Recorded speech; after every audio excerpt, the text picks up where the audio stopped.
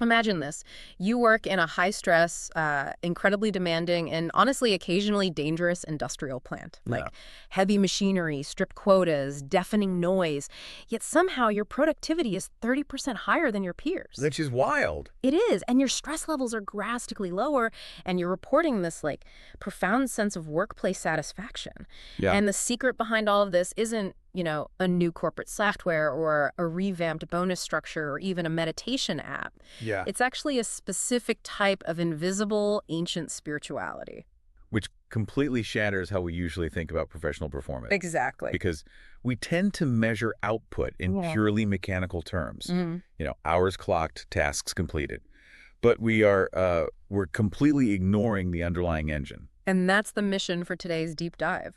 We are exploring the invisible psychological economy of your workplace. I love that phrasing, psychological economy. Right, because you walk into your job and your professional energy, your cognitive cache, your focus, it's either being steadily built up by this wealthy internal ecosystem or it's being mercilessly drained by an external parasite. Yeah, it's one or the other. So we're pulling from two wildly different sources today to map both of these extremes. We've got a fascinating academic breakdown of industrial workers in Pakistan and a tactical executive coaching manual for surviving toxic leadership. Very different worlds. Super different. But let's start with the drain. If surviving a toxic boss is about aggressively defending your energy, we have to look at the absolute biggest fraudulent tax on that energy, the narcissistic manager. Oh, yeah. A necessary starting point. For sure. Because if your psychological bank account has this massive gaping leak, Yeah. it simply doesn't matter how many deposits you try to make, Yeah, you're going to burn out. 100%.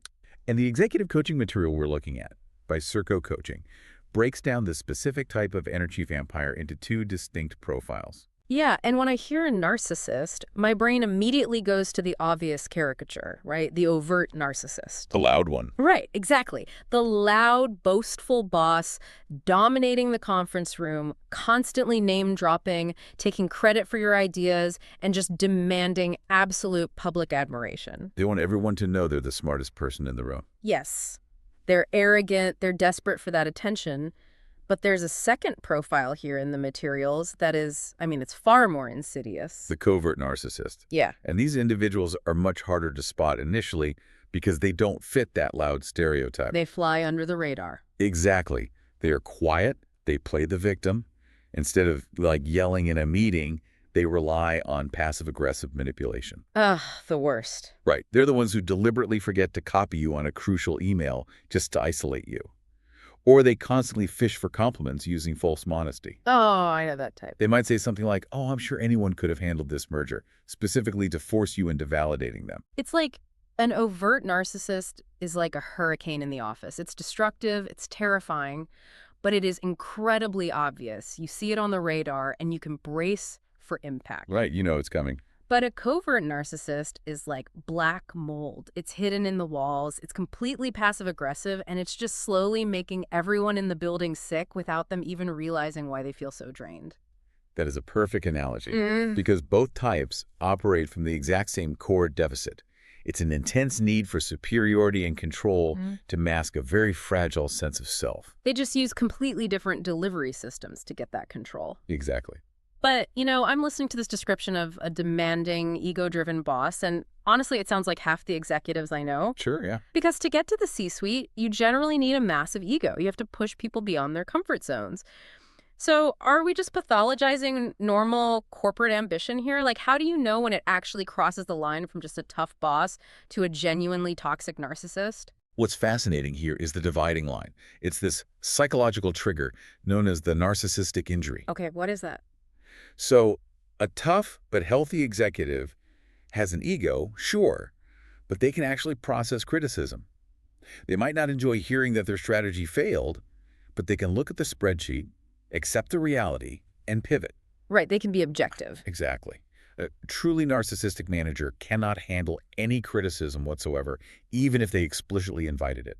Wait, so if they sit down in a one-on-one and say, hey, I want your radically honest feedback on my leadership style, that's just a trap. It is almost always a trap. Wow. Because any form of constructive feedback is subconsciously perceived by them as a fundamental attack, It literally shatters their meticulously crafted, super fragile self-image of absolute perfection. And that shattering is the narcissistic injury. Yes. And it triggers an immediate, highly disproportionate reaction. They won't just calmly disagree with your feedback. They will lash out, they will deny the reality of the situation entirely, or they'll completely flip the script and blame you. Accusing you of being insubordinate or something. Exactly, or claiming you have malicious intent. And they hold a grudge forever. Like the coaching guide says, they will actively sabotage your projects or isolate you from the rest of the team just to punish you for that perceived slight from like 6 months ago. Yeah, it's brutal. You get locked into this exhausting emotional roller coaster. And the materials actually map this out as a highly predictable three-phase cycle of abuse. And the predictability is actually what makes it so disorienting for the employee, because it never starts with abuse. Right. Phase one is the idealization phase, right? The love bombing. Yes, the corporate honeymoon. You get hired, and suddenly the boss is praising you excessively. You're getting the high-profile accounts. They confide in you, making you feel like you're the only one in the entire company who truly understands their grand vision. And you eat it up? Of course. Yeah. You start ignoring the minor red flags because you feel incredibly special and energized by all their attention. But what's really happening is they are essentially cultivating your dependence on their validation. They are setting you up as a reliable source of narcissistic supply. Oh, that's so manipulative. It is. Because eventually, you will fail to be perfectly compliant, or you'll accidentally cause one of those narcissistic injuries, and that instantly triggers phase two, devaluation. Where the vibe just completely flips overnight. Overnight. Suddenly they're gaslighting you about conversations you know you had.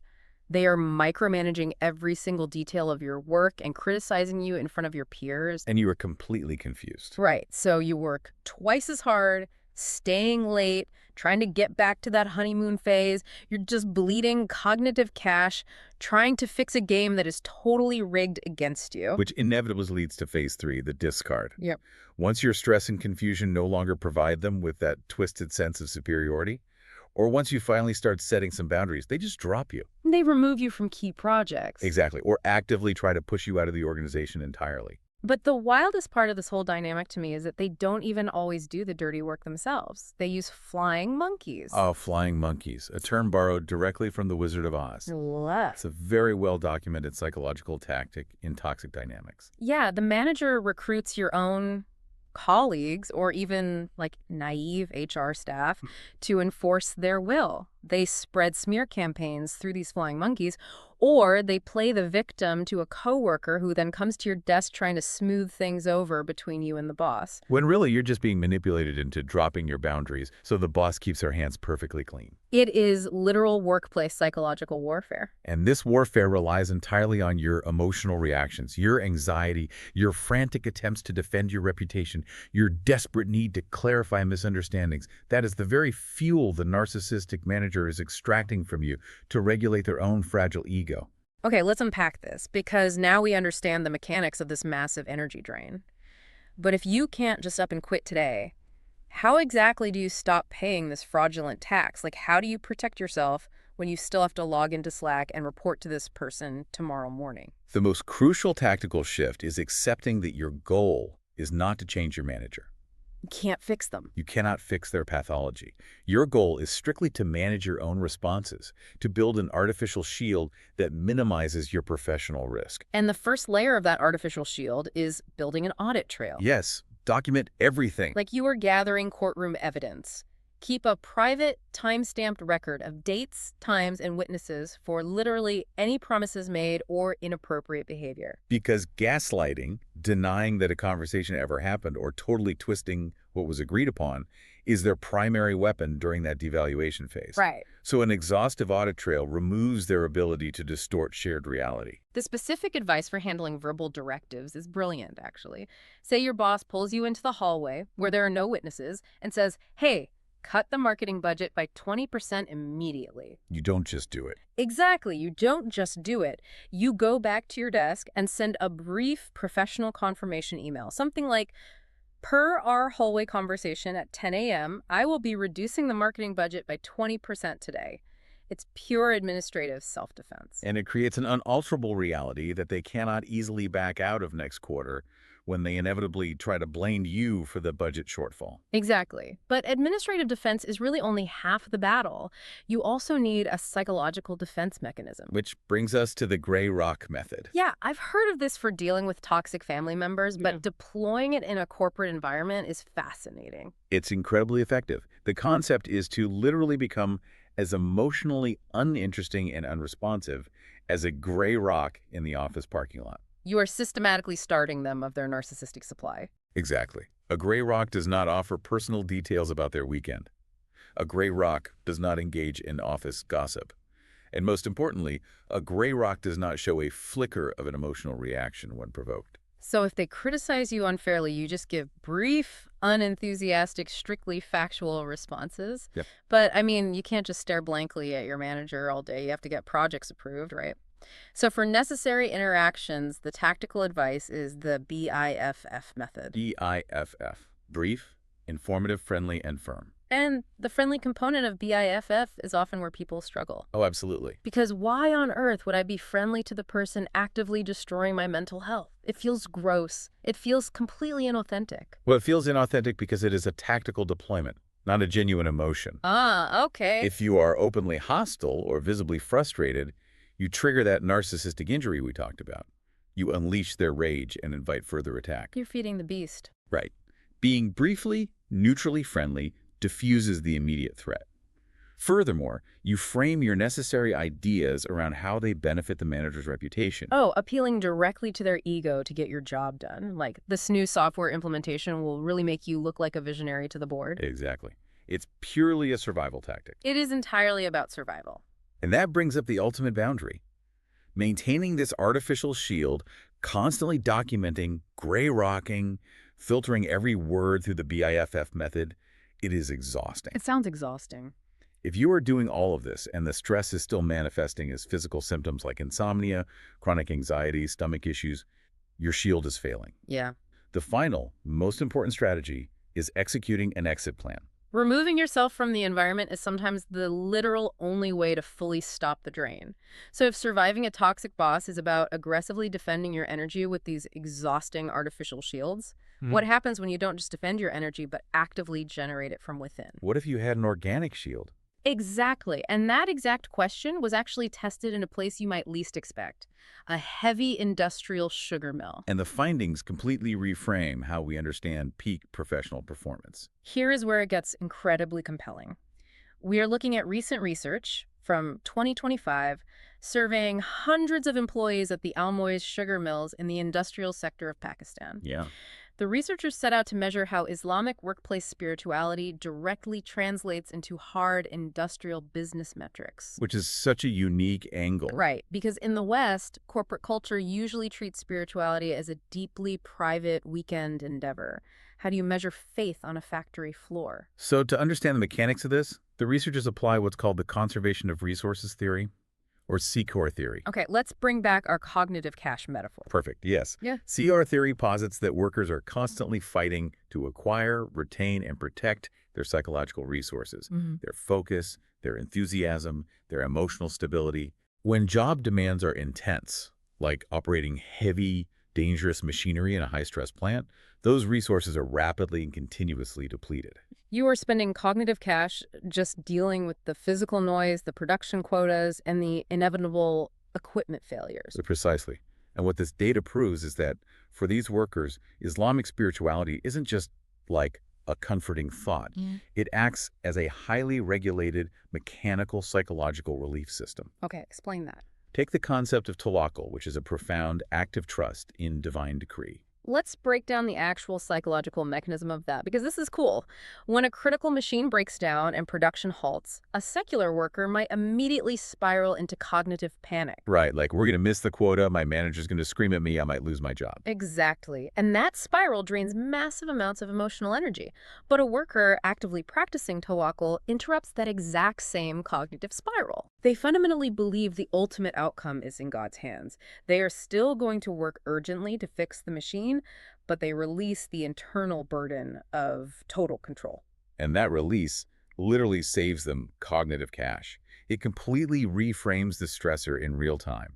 It stops the psychological bleeding. Wow. But the research goes much deeper than simply mitigating stress. It tracks how this internal ecosystem drives measurable output. Right, the numbers on this are staggering. Yeah. The study found that Islamic spirituality directly influences job performance, but the true explosive growth happens through what they identify as dual mediators, Let's look at the baseline first. The data shows that Islamic spirituality, completely on its own, accounts for about 12% of the variance in a worker's job performance. which is a solid metric for any HR department, honestly. For sure. But 12% isn't the whole story. When you factor in the two specific behavioral mediators the researchers tracked, the explanatory power jumps massively from 12% to 41%. The 41% variance in performance explained by internal state. It's crazy. And those two mediators are work ethics, referred to as akhlaq, and resilience, known as sabr. Let's look at the engine first, akhlaq. This isn't just about showing up on time or not stealing office supplies. The framework defines it as deeply valuing honesty, trustworthiness, and the active pursuit of halal, or morally permissible, income.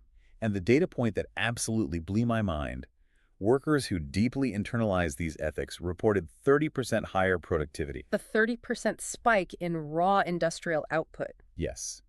And the underlying psychological reason for this is profound. In this specific ethical framework, labor is not merely a secular economic transaction where you exchange hours for dollars. Right. When work is performed in alignment with these ethical values, the labor itself is elevated to an act of worship, or ibadah. So their motivation isn't tethered to a quarterly bonus or a manager's praise. Their motivation is inherently tied to their deepest moral identity. You don't need a supervisor breathing down your neck to ensure quality control. If you fundamentally believe the quality of your work is a direct reflection of your faith, that is the ultimate internal driver. It acts as an incredibly powerful internal generator of motivation. And the second mediator, resilience, or SABE, acts as the ultimate organic shock absorber. Sabr involves patient endurance and emotional regulation in the face of adversity, right? Yes, and the study linked regular spiritual practices, like dhikr, the active remembrance of God, to a 23% higher stress tolerance. Okay, so you have work ethics acting as the engine, driving productivity up 30%, and resilience acting as the shock absorbers, increasing stress tolerance by 23%. Exactly. Together, they create this compounding internal ecosystem that explains why some workers absolutely thrive in a harsh environment, while others completely burn out. And importantly, the serial mediation analysis in the data prove that these two forces work in tandem. The strong ethical framework enhances the resilience, which in turn clears the cognitive space for higher performance. It is entirely self-sustaining. It is. So bringing these two wildly different worlds together, we have the tactical guide on surviving a narcissistic boss in a corporate office, and we have the empirical study on Islamic workplace spirituality in a heavy industrial sugar mill. Right. When you print them side by side, they reveal a massive hidden truth about how we operate. Peak performance is not just about your hard skills on a resume. It is entirely dependent on how you manage your internal psychological economy. It all comes down to the economy of regulation. Yes. A narcissistic manager is someone suffering from a profound lack of internal regulation. Their self-esteem is basically bankrupt. Because they cannot regulate their own sense of worth, they are forced to manipulate their environment to extract energy from you. They are emotional parasites. Exactly. They are completely dependent on external validation. They are constantly taxing everyone around them just to survive. In stark contrast, the spiritually grounded worker utilizes profound internal frameworks to generate their own motivation and regulate their own stress. They are entirely independent of external validation. Whether the boss is praising them or the machinery is breaking down, their core ethical engine just keeps running. They are earning compound interest on their own cognitive energy. You really said. One is extracting energy from the room, the other is generating power from within. And the conclusion of the industrial study really hammers this home for modern companies. The researchers explicitly advise organizations to stop just looking at spreadsheets and raw output. Yeah, they need to actively integrate moral conduct indicators and resilience training into their development programs. Because the data proves that ethical strength and internal resilience are literal, measurable drivers of productivity. If an organization ignores the psychological ecosystem of its workforce or, allows a toxic manager to just drain it, they are leaving massive performance gains on the table. It's just fundamentally bad business. It is. Whether you are navigating the subtle, passive-aggressive traps of a covert narcissist in a corporate boardroom, or you are operating heavy machinery in a high-stress industrial plant, your core internal values, your boundaries, your ethics, your resilience are both your artificial shield and your organic engine. They are the true currency of your professional life. So, whether you need to start deploying the gray rock method tomorrow morning at 9 a.m. to starve a toxic boss of their supply, or you need to lean heavily into your deepest personal ethics to find your resilience, you now have the blueprint. You are fully equipped to audit your own workplace economy. This raises one final lingering question, though, one that I want to leave everyone to ponder. Okay, let's hear it. We've seen that deep-rooted personal ethics can drive incredible, sustained performance, while a manager's fragile ego can slowly destroy a team's energy. So, consider your own workspace. What happens when the unstoppable force of a worker's deep, self-sustaining personal resilience meets the immovable object of a narcissistic boss? Does the corporate system eventually break, or does the individual simply outlast the storm? Wow, that is definitely something to think about on your commute tomorrow. Thank you for joining us on this deep dive. Take these tools, protect your cognitive cache, build your internal wellspring, and we will see you next time.